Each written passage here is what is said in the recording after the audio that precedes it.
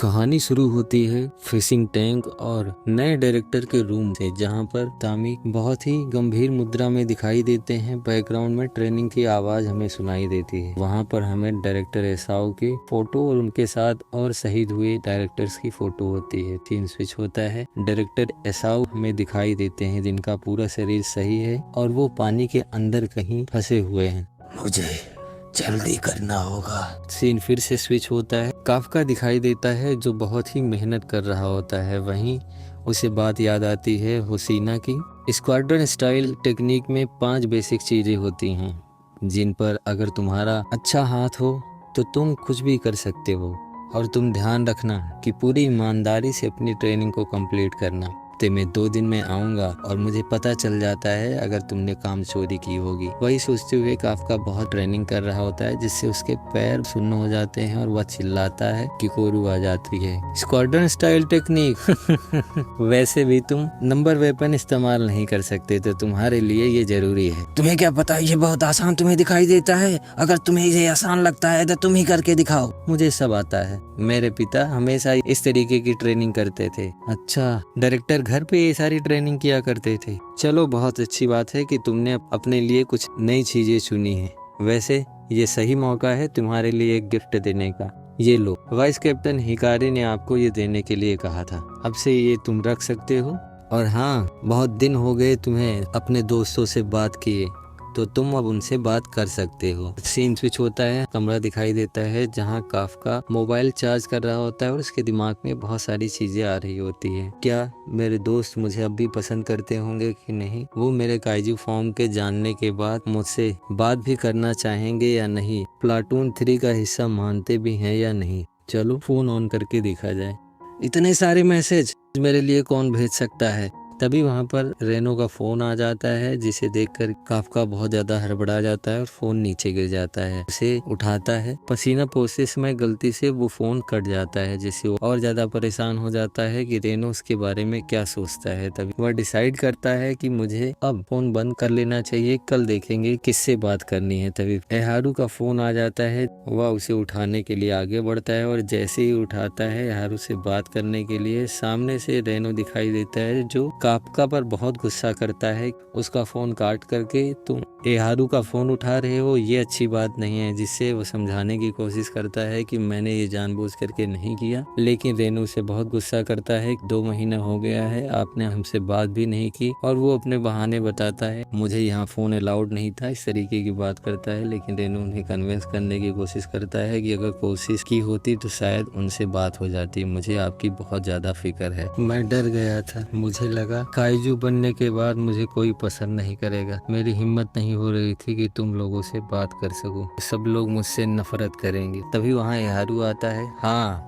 तुम सही कह रहे हो। हम लोग तुमसे नफरत करते हैं। तुम्हारे अंदर काइजू पावर है और नफरत करना भी चाहिए क्योंकि तुम एक काइजू हो। लेकिन हमने देखा था तुमने किस तरीके से बेस को और हमें बचाने के लिए अपनी जान खतरे में डाली। तो इतने भी ज्यादा हम बुरे आदमी नहीं हैं कि हम तुम्हें बिल्कुल पसंद ना करें। इस तरीके की इमोशनल बातें उनके बीच में होती हैं। तभी काफका को बहुत सारी बातें याद आती है जब वो मीना के साथ था। रेनो उससे फोन दोबारा से ले लेता है और उसे विश्वास दिलाता है, आप चाहे जैसे भी हो, हम आप पर पूरी तरीके से भरोसा करते हैं और आने वाले समय में मुझे पता है कि आप हमारे साथ हमारे टीम में होंगे। फोन बंद होता है। काफका उन्हीं सोच में बैठा हुआ होता है। तभी पीछे से किकोरू की आवाज आती है। ट्रेनिंग के लिए नहीं जाना है क्या? इतना समय हो गया। अच्छा, तो तुमने बात कर ली लोगों से?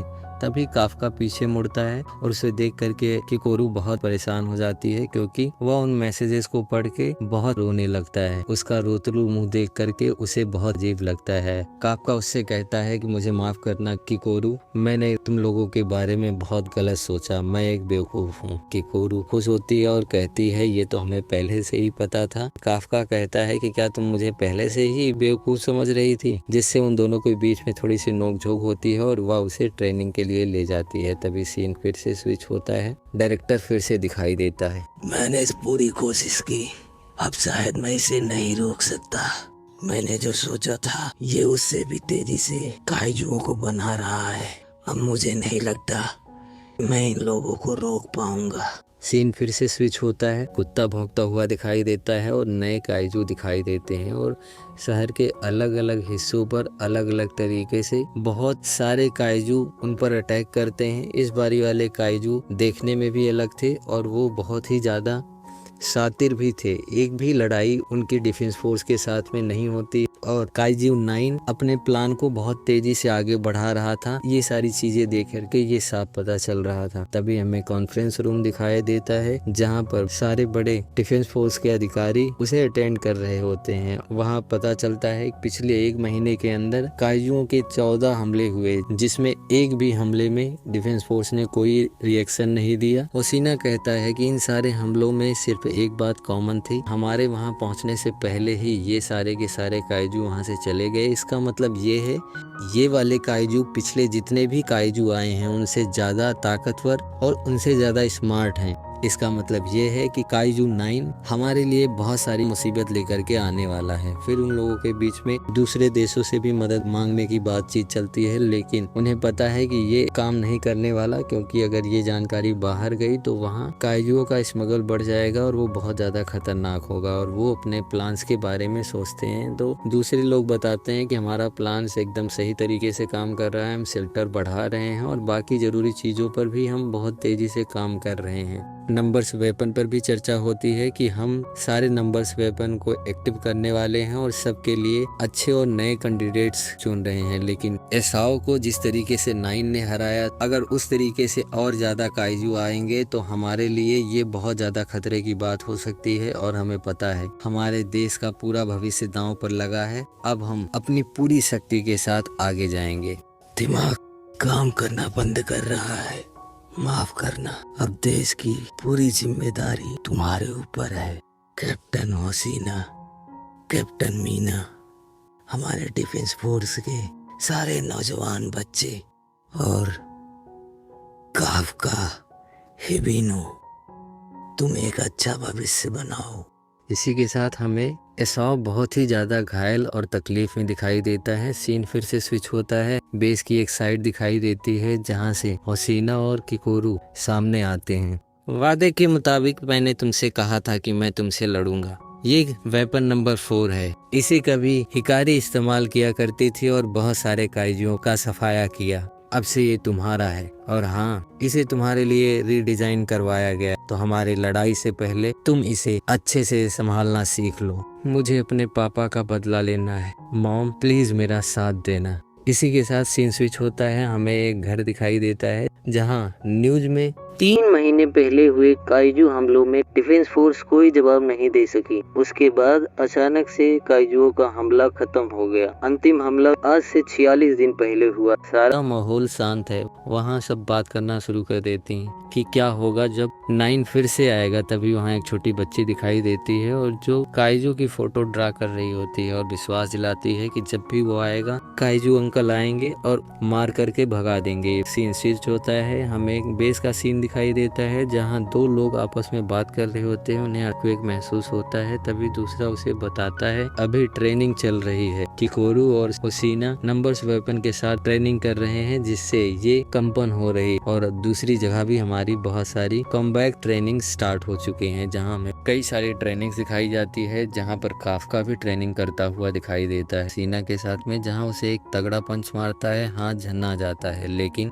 लो अब मेरी बारी, और उसे जोर से पंच मारता है जिससे वो दूर जाकर के गिरता है। वो खुश हो जाता है और उसे लंच के लिए बाहर चलने कहता है। तभी हमें काफका दिखाई देता है जो उससे बहुत ज्यादा आहत था। इतना जोर से मारना जरूरी था, मुझे गिरा दिया फर्जी में। ध्यान रहे, मैं इसका बदला जरूर लूंगा और अपनी पूरी ताकत तुम्हें दिखाऊंगा। ओसिना नहीं सुनता और वो आगे निकल जाता है। तभी हमें बाहर का सीन दिखाई देता है जहाँ काफका छत पर खाने के साथ में जाता है और वहाँ से नज़ारा देखकर खुश हो जाता है। वो डिसाइड करने की कोशिश करता है कि कहाँ बैठ करके मुझे खाना चाहिए। तभी उसे मीना दिखाई देती है और वह उससे दूर जाने की कोशिश करता है। मीना भाप लेती है और उसे अपने पास बुलाती है। अब वह डरते डरते वहाँ जाता है और उसके दिमाग में सारी चीजें क्लियर थी कि ये लेडी कैप्टन सबसे ज्यादा ताकतवर है डिफेंस फोर्स में, वो उसके साथ कैसे रहेगा। वो उससे बात करने की कोशिश करता है। तभी कितनी शांति है ना, सारे लोग अपना काम कर रहे हैं।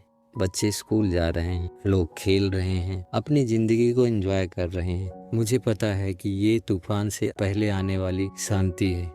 ऐसा लगता है कि शहर में अब कोई काइजू नहीं बचे। तभी काफका को उनके बचपन की बात याद आती है, जब उसने कहा था कि हम दोनों मिल करके सारे काइजुओं को भगा देंगे, और वह खुश हो जाता है और उसे स्माइल देता है और वह सोचता है कि कितना अच्छा हो इसी तरीके से पूरी जिंदगी कटे, किसी की बिल्ली ना गायब हो, किसी को चोट ना लगे। कितना अच्छा होगा अगर सब कुछ ऐसे ही चलता रहे। तीसरे उसे मीना कह के बुला देता है, जिसके लिए वो सॉरी बोलता है, लेकिन मीना उसे कहती है कोई बात नहीं, यहाँ कोई नहीं है। वो आगे कंटिन्यू करती है, स्कूल के समय में जब भी काइजू का अलार्म बजता तुम दूसरी बिल्डिंग से सबसे पहले मेरे पास आते थे, और वो कितना ज्यादा शर्मिंदगी भरा था। तुम्हें ऐसा लगता है, लेकिन उस समय ऐसा नहीं था। तुम काफका कंपनी की वाइस कमांडर थी, और कमांडर होने के नाते तुम्हारी सुरक्षा मेरा कर्तव्य था। हाँ, उस समय भी तुम इसी तरीके से थे, हमेशा सबसे आगे रहते, और जब भी कोई मुसीबत आती शायद तुम भी डर जाते, लेकिन अपने चेहरे पर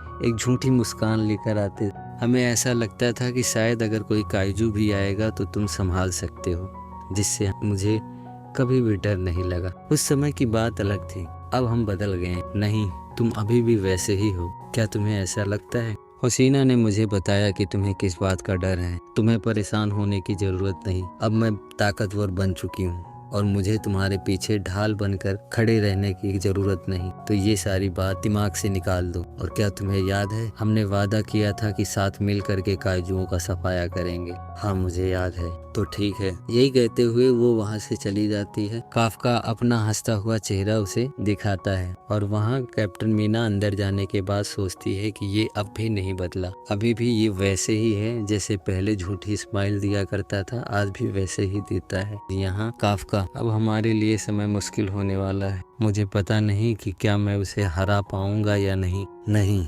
मुझे हराना ही होगा, हमारे भविष्य के लिए। सीन स्विच होता है, हमें एक एयरपोर्ट का सीन दिखाई देता है, जहां दो आदमी एक लड़की को देख करके उसके पास जाते हैं और उसे अकेला समझकर उसे खाने के लिए पूछते हैं और अपने दोस्तों को बुलाने की बात करते हैं। जैसे ही उसका चेहरा दिखता है, वो किकोरू की तरीके से होती है, लेकिन एक काइजू थी जो ट्रांसफॉर्म होती है काइजू में, और पलक झपकते हैं ये वहां पर जितने लोग होते हैं सबको मार देती है और अजीब सी आवाज निकालती है। इसी के साथ एपिसोड खत्म होता है। तो हमारे साथ बने रहिए, हम फिर से मिलते हैं सेम टाइम सेम डे। तब तक के लिए बाय बाय।